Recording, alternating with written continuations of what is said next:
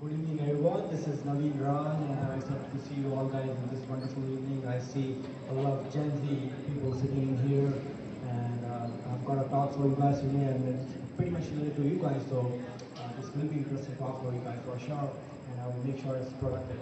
So we will be discussing today about the reality of the Gen Z welfare organizations. As a kind of, it might be an offensive topic for someone, it might be defensive for someone on the other hand. So without any delay, let's get into the details.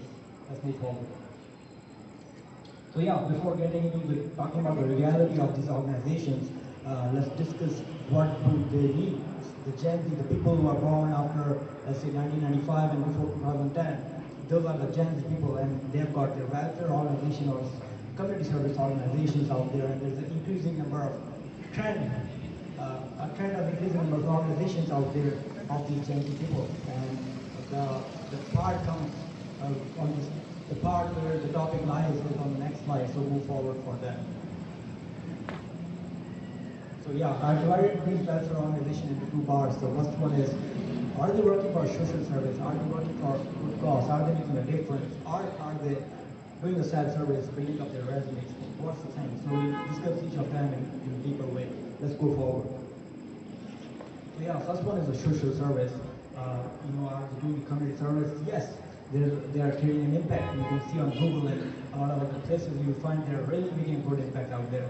So they are doing a great job, and they are showcasing that you care about stuff. It's not only the adult people out there, it's also the young minds who care and bringing new solutions. Yes, they bring new solutions through new technology. They call them these Gen Z calls them very much good with the new technology, so they bring up solutions which are really good with new technology. So let's move forward for the other side. So yeah, here comes the self-service.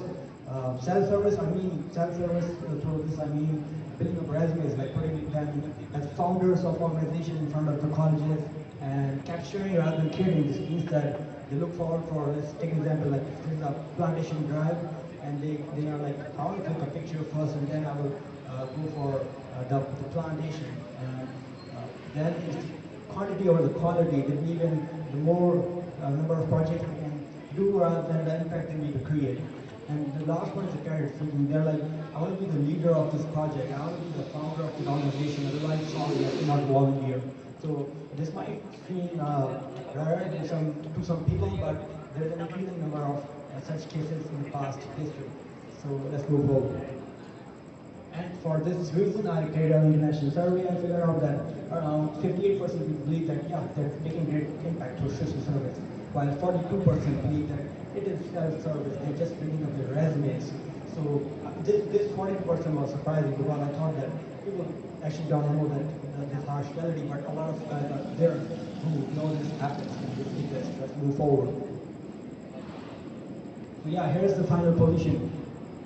Great Gen Z organization makers. This is very true. They are making great impact out there. But there are some increasing exceptions. Not only exceptions, but increasing exceptions. So there's a need to work on that part. Let's move forward. So here are the solutions. First of all, awareness about what being a real leader means. It means that it is not only about the credit. I personally have no organization working. As a founder, but I've got 5 to 6 different organizations. I work as a volunteer, and I believe that is the real leadership. And there should be strict check and balance. The funds which are given and the impacts which are being created, is that real or is just the pictures? And more research. There's no research on this topic out there on Google. This might be my next research topic, by the way. And there should be changes to societal preferences. That's a big part. I believe that the colleges these days look for the founder tag, leader, applicant, and it should not be the case always. I mean, a volunteer is also a good person in some cases. And initiatives of organizations, if you carry out a temporary project, that cannot be an organization, so be aware of that part. And bringing the courage of acceptance, this requires courage to accept that, okay, I will not work for credit, I will just make an impact sometimes. And follow up the 2 pillars, which are discussed in the next slide. So yeah, here are the 2 pillars. It says that, first of all, if you are initiating an organization, you need to make sure that you have a unique idea to work on.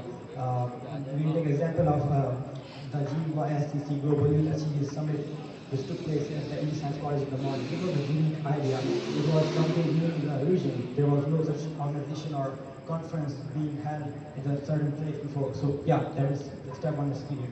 And the second part is I'm physically, mentally prepared to hold the responsibility.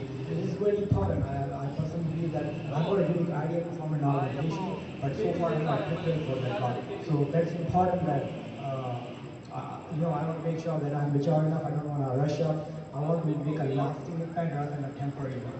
Let's move forward. So yeah, here is a good funny part. It says that when in front of colleges these days, the societal preferences, it says that when there are normal applicants, they're like, we don't care. But when you see a non-permanent founder, they're like, yeah, this is somebody we are looking for. Let's move forward. Yeah, here, when these people, admission officers, go for searching out these social media profiles, they found out very interesting the first line of the profile, Instagram profile bio, and it says that founder of this, they say the Bees organization. And the next line says skills, expert at Instagram stories and TikTok dances, and this makes this person shocked. And he's more shocked, and his eyes are opened up when he scrolls down and finds out posts that have got copyright content. This means that this picture was taken at somebody else's place and somebody else was volunteering, and they just put it on their page, showing that they were volunteering, which is something that exists, not a dream or something that we can fake. I've seen the case of it. Let's move forward. So yeah, here's a great example. It's not only about leadership. It's also leadership. It's not about candid. That is, we have got a great example out here. There's a college in the United States called Bowdoin College, and it has an offer of the college which states in our last stanza, last line, it says that to lose yourself in genuine enthusiasm and cooperate with others for common act. This is really important. It says that you should cooperate with others for common acts. Now, the common act part is important.